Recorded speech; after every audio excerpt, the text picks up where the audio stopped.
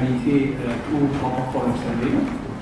Je suis heureux et honoré de m'exprimer au titre de la médiation internationale dont l'Algérie assure la position du chef de file sur le processus de paix au cours au Mali, ce pays voisin et frère que nous accompagnons avec les autres partenaires de la médiation, dont la CEDEAO et les pays de la CEDEAO, dont l'effort de sortie de crise qu'ils mènent sous la direction éclairée du président Ibrahim Traoré. L'un des principaux axes de notre accompagnement est le suivi de la mise en œuvre de l'accord d'Alger pour la paix et la réconciliation au Mali. Cet accord a permis, comme vous le savez, la préservation des fondements de la République du Mali. C'est là un acquis majeur, stratégique, essentiel et vital, qui a éloigné le Mali du spectre de la désintégration auquel il faisait face il y a quelque temps. Cet accord a également mis fin aux affrontements entre les groupes armés et les forces armées maliennes, ce qui constitue un grand progrès sur le chemin du retour de la paix et de la réconciliation nationale dans le pays. Aujourd'hui, la tâche consiste à normaliser la situation dans les régions affectées, avec ce que cela exige en termes de retour de l'État, de l'autorité et des services de l'État, sur toute l'étendue du territoire. Ce retour est une étape importante, cruciale, pour permettre aux populations affectées de commencer à goûter enfin aux dividendes de la paix. Certes, la mise en œuvre de l'accord a connu des lenteurs. La médiation s'attelle à rapprocher les vues des parties signataires pour absorber le retard accusé et consolider les acquis obtenus. À cet effet, une importante réunion du comité de suivi de l'accord au niveau ministériel s'est tenue le 10 février passé ici à Bamako.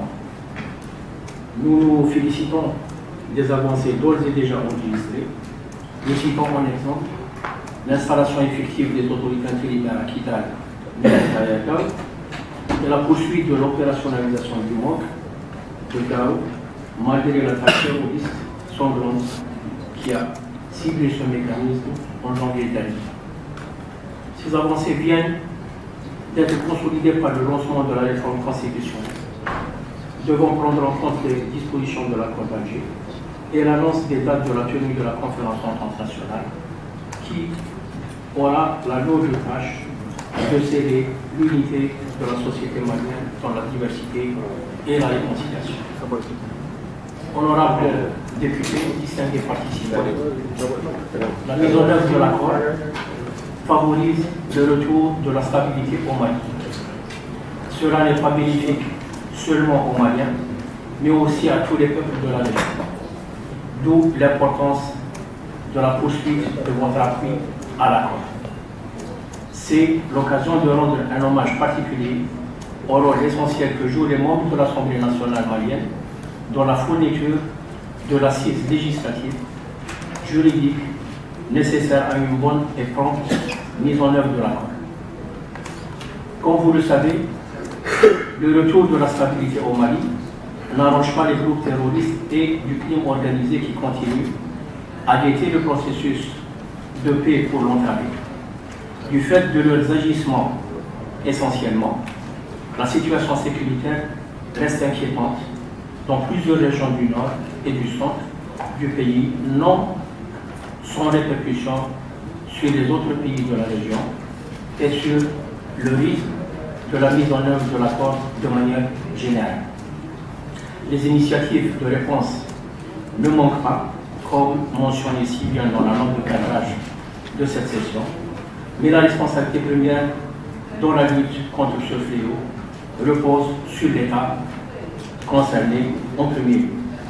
L'appui des partenaires reste indispensable en appoint, notamment en termes de renforcement de la capacité de l'État d'agir sur les causes profondes du terrorisme, que sont notamment les conflits, la pauvreté et la radicalisation. La coordination entre les États de la région est tout aussi importante, surtout lorsqu'elle bénéficie de l'appui continental.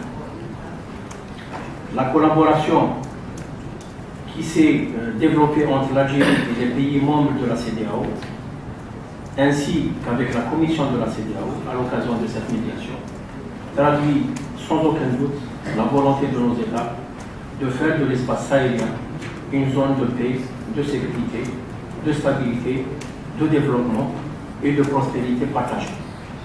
Permettez-moi, avant de conclure, d'adresser à cet égard mes plus vifs remerciements à l'ambassadeur Cheikh Aboud Touré et à son équipe pour la contribution inestimable qu'il apporte au processus de paix au Mali, que nous nous employons à mener ensemble à bon port dans le cadre de ces instances ou des instances de suivi de l'accord. Je vous remercie de votre attention et je suis prêt à répondre à des demandes de clarification. Thank you, Chair. Mr. Ambassador, Your Excellency, you have mentioned the issue of constitutional reform in the process of bringing lasting peace to Mali. May I please know what is the current constitutional? My question, Your Excellency Ambassador, is you have mentioned the issue of constitutional reform in the move to find a lasting solution to the crisis in Mali. May I know the particular provisions in the Malian constitution that you want to be reformed for lasting peace to return to the country? Thank you. Merci, Monsieur le Président. Je voudrais également féliciter son Excellence, Monsieur l'Ambassadeur, pour la clarté de sa communication et les efforts déjà fournis dans la médiation jusqu'à ce jour. J'ai quelques préoccupations. La première préoccupation dans sa communication nous a été dit que la mise en œuvre a été retardée. Nous voudrions savoir qu'est-ce qui freine la mise en œuvre de l'accord.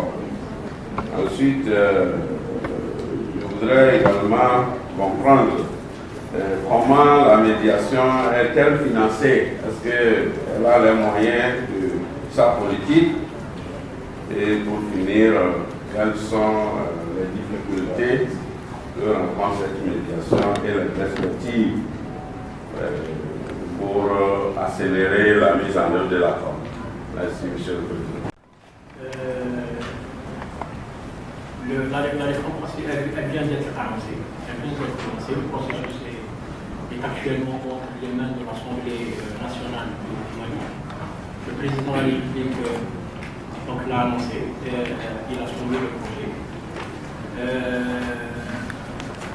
S'agissant du contenu, je crois que le contenu relève plutôt des membres de l'Assemblée et du gouvernement malien.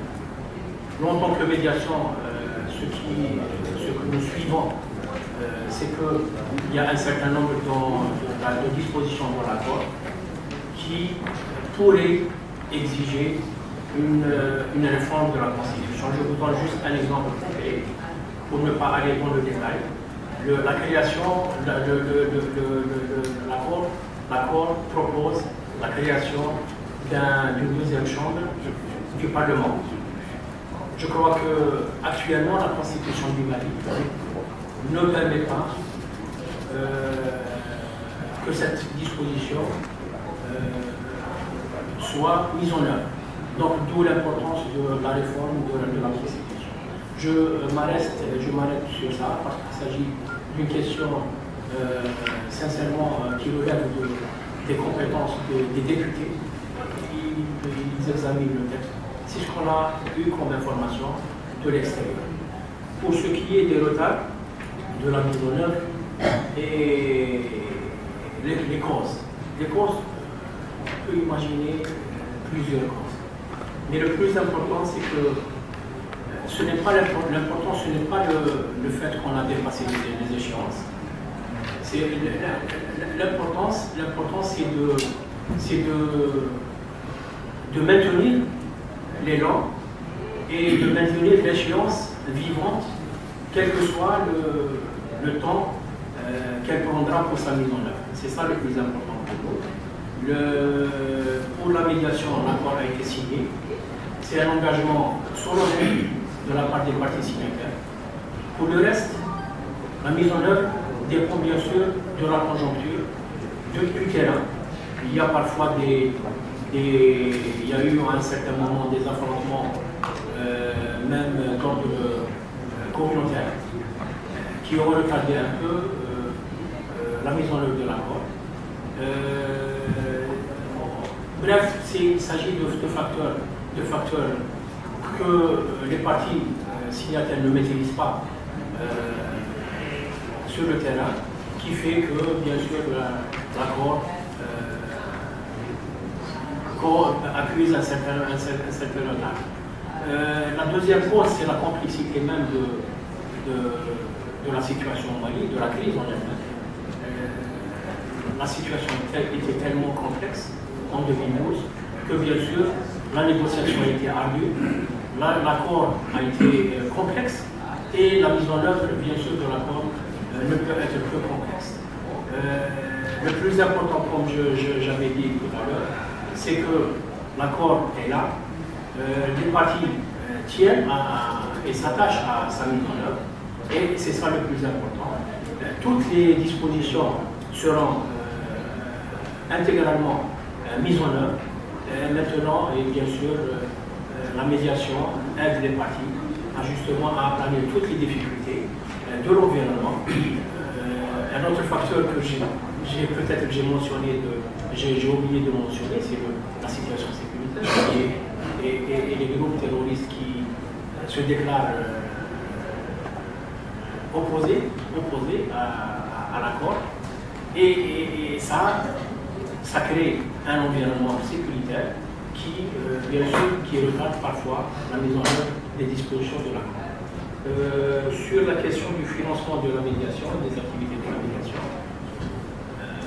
la médiation n'est pas, comment dirais-je, n'a pas un but lucratif. La médiation, elle agit en bonne foi, en accompagnatrice. Maintenant, il y a un comité de suivi qui est composé des trois parties, le gouvernement, la plateforme et la CA, et ainsi bien sûr que les membres de la médiation. Le comité de suivi est financé dans un certain nombre d'activités, surtout dans ces réunions, et certains aspects liés à la représentation des mouvements plus particulièrement. L'objectif initial après la signature de l'accord, c'est d'avoir tout le monde ici à Bamako pour bien appliquer l'accord. Cela, bien sûr, nécessite et engendre un certain nombre de dépenses que la communauté internationale, le gouvernement malien, la MINUSMA, ainsi de suite, essaye de prendre en charge au mieux. Et pour l'instant, il n'y a pas de problème posé à ce niveau. Maintenant, pour ce qui est des difficultés, la médiation aussi n'a pas de difficultés particulières. La médiation travaille en équipe, elle est composée, elle est diversifiée dans sa composition. C'est un exemple peut-être unique dans les annales des médiations et de la diplomatie préventive et le règlement des conflits. Vous savez, la médiation comporte une dizaine ou une douzaine de membres entre États et organisations multilatérales, régionales et internationales. C'est, je crois, un exemple de coopération dans les règlements des conflits qui est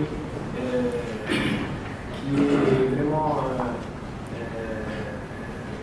unique ou inédit et un exemple vraiment de coopération et de bonne volonté de la part des États et des organisations internationales pour aborder les problèmes de paix et de sécurité. Je ne sais pas si j'ai pu répondre même partiellement aux préoccupations et aux questions soulevées. Je suis prêt encore une fois à ajouter d'autres éléments au besoin. Je suis Bruno Bruno, le directeur de l'affaire politique de la MINUSMA. à ce titre que je vais essayer de vous apporter un certain nombre d'éclaircissements par rapport à notre compréhension et notre vision du processus de paix au Mali. Un processus de paix, en général, s'évalue à travers des actions et des résultats concrets. Alors, je vais simplement vous donner 10 messages que le représentant spécial m'a demandé de vous transmettre. Le premier message, et que tout le monde a pu observer, c'est que le dialogue intermalien a eu lieu. Et ce dialogue a commencé avec la CEDEAO et s'est poursuivi avec l'Algérie et l'ensemble de la communauté internationale. Mon prédécesseur, son Excellence l'ambassadeur d'Algérie, a expliqué à cette audience que ces pourparlers se sont achevés par un accord de paix. Et cet accord de paix donne une lueur d'espoir parce que c'est un accord qui parle des questions institutionnelles, qui parle des questions de sécurité, qui parle des questions de développement socio-économique et des questions humanitaires. Tous des facteurs, d'une manière ou d'une autre, qui sont de nature à assurer la paix ou à favoriser la guerre. Au titre de toutes les résolutions des Nations Unies, notamment de la dernière de 1995, l'AMINUSMA a participé à ce dialogue grâce au grand office du représentant spécial et de l'ensemble de la communauté internationale. Pour renforcer les efforts de dialogue, vous le savez également, l'AMINUSMA a suivi la CEDEAO en déployant au Mali une force qui est composée de militaires, de gendarmes et de policiers afin d'aider à la stabilisation de la situation de sécurité aux côtés de la force MACA qui relève également de notre résolution des Nations Unies et qui, pour elle, a une responsabilité fondamentale dont son représentant pourra en parler en détail, qui est de lutter contre le terrorisme. À l'AMINUSMA, donc, les efforts de dialogue, stabilisation de la situation de sécurité et les questions de développement et les questions socio-économiques abarquant la responsabilité de lutter contre le terrorisme.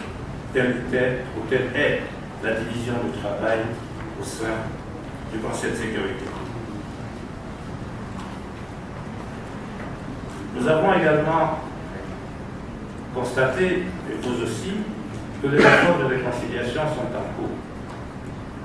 Et ces efforts de réconciliation concernent à la fois le dialogue permanent qui a été établi entre les signataires de l'accord et la communauté internationale à travers un comité de suivi dont la responsabilité est de faire venir l'ensemble des acteurs pour discuter des progrès accomplis, d'évaluer les difficultés et voir ensemble comment y apporter des résultats. L'autre aspect de l'évolution de ce processus de paix, c'est bien entendu les questions humanitaires. L'ensemble des Nations Unies, des agences des Nations Unies, est mobilisé et apporte de manière régulière une assistance humanitaire dans les différentes régions, mais également on conduit des missions dans les camps de réfugiés pour essayer de discuter avec les réfugiés de leur situation et de l'éventualité de leur retour dans le pays. Alors tout ceci concerne des avancées significatives dans ce processus et ces avancées sont confirmées aujourd'hui par trois choses. La première, comme l'a suggéré l'accord, un certain nombre de réformes institutionnelles. Et la première des réformes, bien entendu, c'est la révision de la Constitution qui est en cours et dont a parlé l'ambassadeur d'Algérie. L'intérêt de cette révision, c'est de donner plus de légitimité aux institutions et de permettre une meilleure participation des populations à la prise de décision. Cela concerne à la fois les aspects relatifs à la décentralisation, mais ça concerne aussi d'autres aspects sur la représentation des populations et des citoyens au sein des institutions, d'où la création du Sénat. C'est donc une évolution positive. Les discussions sont en cours. L'autre évolution très positive est que, après beaucoup de discussions, on s'achemine vers l'organisation d'une conférence d'entente nationale. Et cette conférence d'entente nationale est un des éléments et un des moments importants pour l'ensemble des Maliens de visiter les causes profondes du conflit, ensemble d'y trouver des réponses appropriées pour éviter que le pays ne retombe dans les prochains conflits. Et cette conférence d'entente nationale devrait déboucher sur la rédaction d'une charte pour la paix, l'unité et la réconciliation. Je pense que tous ces éléments sont des éléments positifs qui nous permettent de penser que les Maliens ont conscience de l'intérêt et de l'importance de la paix et que les Maliens sont résolument tournés vers la paix. Simplement, la paix, ça suppose également la justice, et c'est pour ça que